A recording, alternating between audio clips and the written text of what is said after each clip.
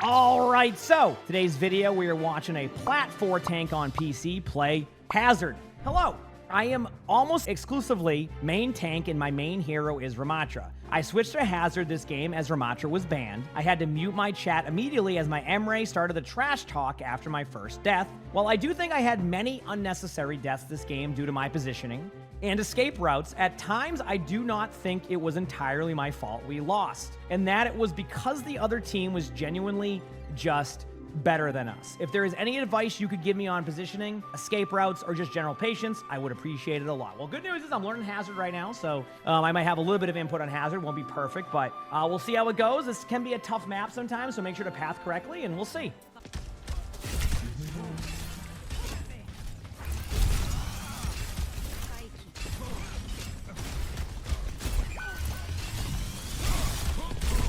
Try not to counter-peel Doom too much. First step here, by the way, you're being a little bit too, like, looking at their Doom. I think it's okay to occasionally go in for, like, those type of plays, but just be careful there, okay? Yeah, so just to point out right now, you're playing very defensive. Hazard's definitely more of a, like, put pressure on their team and escape out. Right now, you're just escaping out to go in, make a play. So just be very careful with that. I feel like you're just kind of over-committing, I guess. No, I mean, not over-committing, under-committing, actually. There you go, much better. See what I mean? Like, see the pressure you put on their backline? All three of them look at you, you're out completely. That right there is clearing space and being really good at the hero. So that's what you want to do.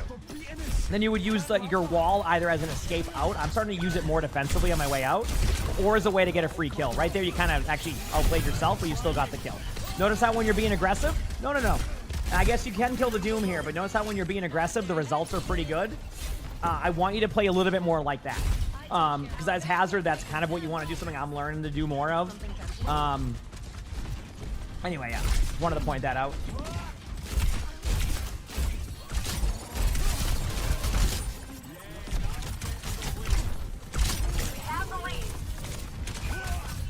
Oh, damn. I mean, like, that's where you said you were getting flamed by your emray? I mean, I think you could have played it a little bit better, but I don't think that was, like... I think you just got kind of grinded down and you got headshot by a Hanzo. That just kind of feels like, yeah, you didn't really get healed too much and you just, like could you have line of sight better? Yes, I think the thing to take from that is not like, let's ignore like your emray getting pissed off and all that, because I mean, I guess it's just, it's got to be pissed off. But I think like, let's look at that more of like, always play to survive as Hazard. So if for some reason, like things aren't going the way they're supposed to, get out sooner. And then use your wall as a defensive way. Like, on the way out there, you used it kind of in front of the Hanzo, but what if you used it on the angle when you were dropping down? Maybe you survive. So maybe find ways to put the wall in spots that will kind of keep you alive rather than being really hyper aggro. Something like that when I first started playing Hazard, I was like doing like aggressive walls, but then I was an all-in play. Now I'm trying to be more defensive with my walls, and I'm like using them to get out. I'm like making cool wall climb plays. So like, try doing that. Yeah.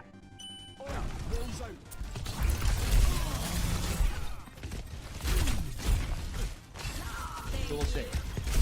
Yep, there's definitely a different path than you could have done. So play to live there. But I mean, get claimed for that. I mean, that was a lot there.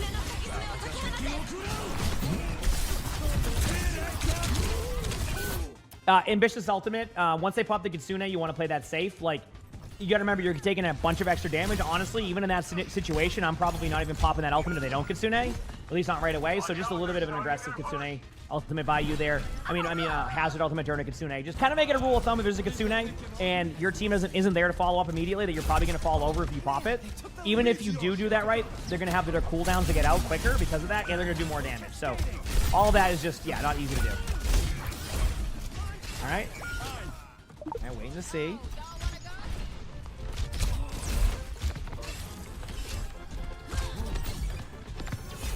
Okay, yep, you made it to the cart. All right, pretty much it. Everybody runs away, and that's that. So, good job. Good job indeed. You get the range one, which is good. There's the sleep, the range first.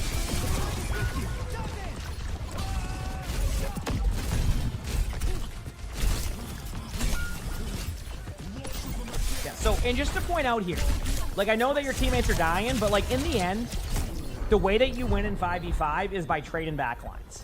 And if you can get a kill or two right there on the way out for your team, even if they kill you, that is totally okay. Because they're not going to be able to get a good team fight. Now you want to get out. Just don't even, no. So now you want to get out completely, right?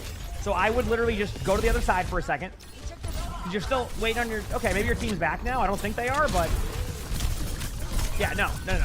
Sometimes in Overwatch, you just need to reset correctly. You don't need to keep going in. Now, don't get me wrong, I want to see you go for backline pressure, but when you're down that many, don't be hyper aggro. Like, just reset. Your team got trades, your team got kills, you just wait for numbers to get back, and then you go in and take a team fight. Instead, you go in, you keep going, and now they get the checkpoint for free. Definitely unpreventable in that. I mean, definitely preventable. Wow, I'm saying the opposite today, right? That is definitely preventable right there. You know, so that one's on you. Look at targets here. Targets that are squishy, right? I see, like, you know, their Kiriko over there. You know, maybe pressure their Kiriko out for a second. Force them to TP back. Now you can TP into... Yeah, there you go. Perfect. Use the wall. Now, I want you to think about this, because I was doing this for a while at Hazard too. Think about where to place your wall here. You would place it here, because this is their escape route. They're either forced into your team. The Kiriko can get out through, like, teleporting or wall climbing, but, like, the honor should be dead there at that point, right? That's what you want to do. So I want you to think about that right there. Also, I always give this advice to people. Let me go find the setting right now. So go to General, select Hero, go to Hazard, and then go to Hero up top. And there's going to be an option here that says Jagged Wall uses pre-placement controls. I use this. As you get better, maybe you'll turn it off. But what this does is it shows you where your wall is going to go, kind of like Maywall. You know how, like, you can kind of see where the wall is going to be placed? You can do the same thing with Hazard to get used to where your walls are and how to distance them, okay? So I always suggest this setting for people when you're first learning Hazard. Whether you decide to turn it off after that is up to you. But I do think it's a good starting point for Hazard. So just think about that if you don't have it on. Okay? And then when you can be a little bit better with your walls, and it gives you a little bit more time to react and put them where you want to put them. All right? So that is a good setting to have on. Anyway, let's see what happens here. Obviously, you know, the Ana would be your target eventually here. But you see how the Ana escapes out? Thankfully, your team does get the kills due to a good Ana grenade and follow up by your Wuyang. But the point I'm making is, like, think about where they're escaping at and where you can block them at, and you're going to have a much better result than you normally do. All right? Sound good?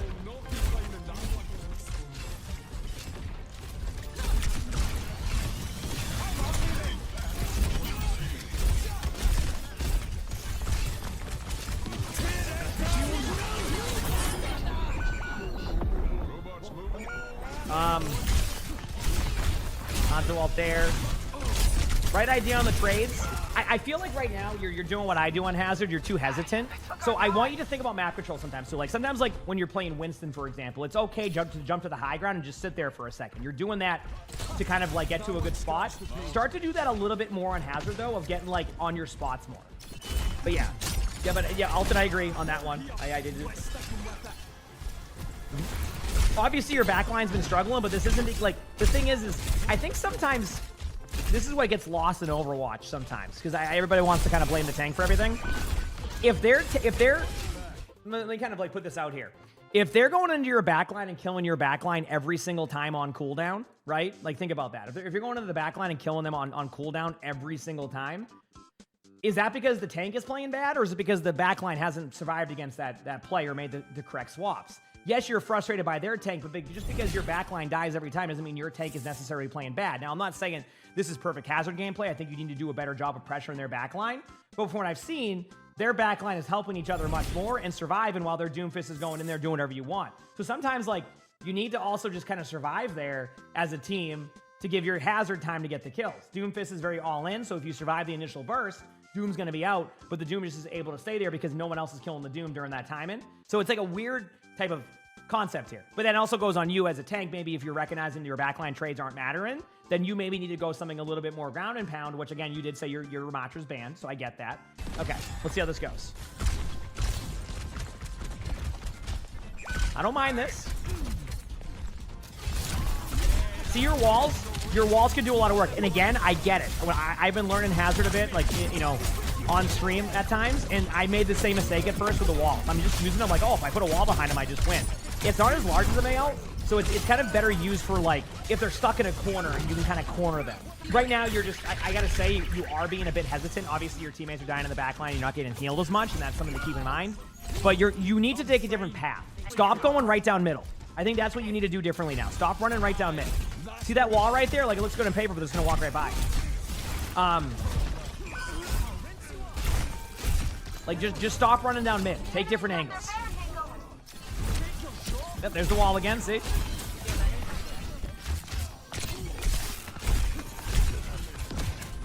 Good kill.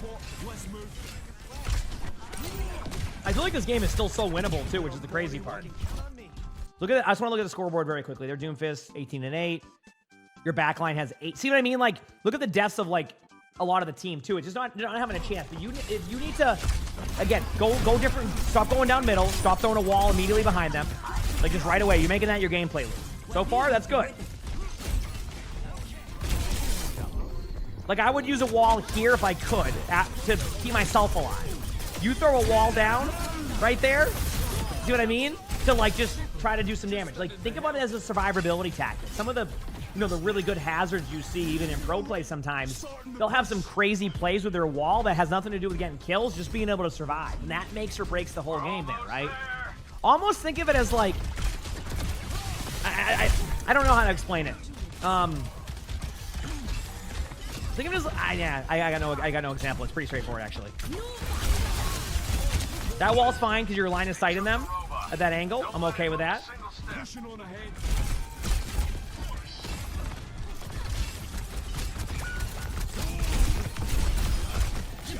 Okay, that wall just one-shot him. Didn't really one-shot him, but you know what I mean? They got the point. Nice. Look for the Kiriko. Good job.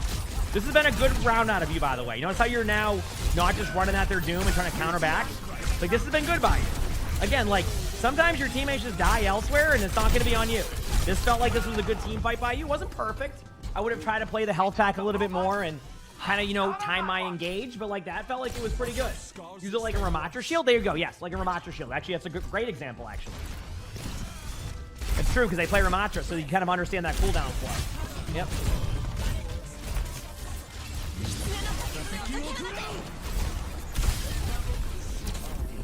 That wall's okay.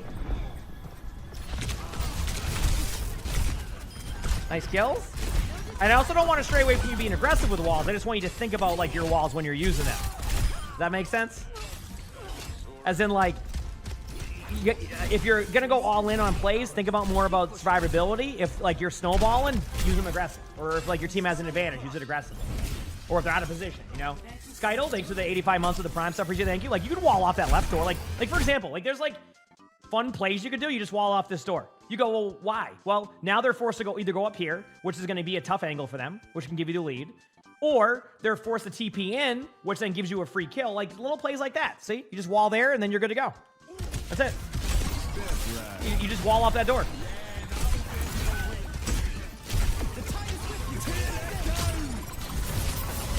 Great ultimate.